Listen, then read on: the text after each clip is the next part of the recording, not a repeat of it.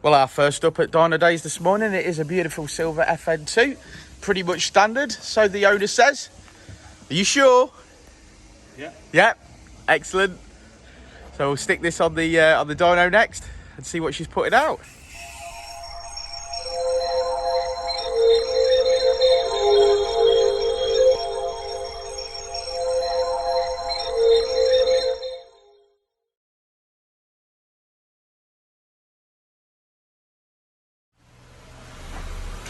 I get excited, you know, when I see an FN2.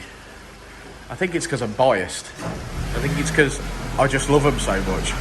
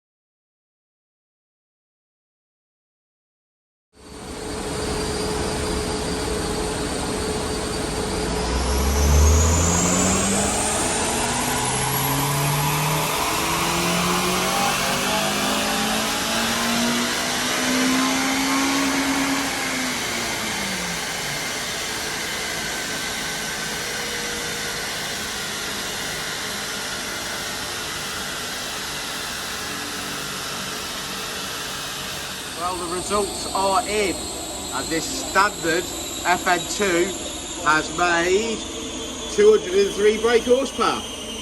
Well done.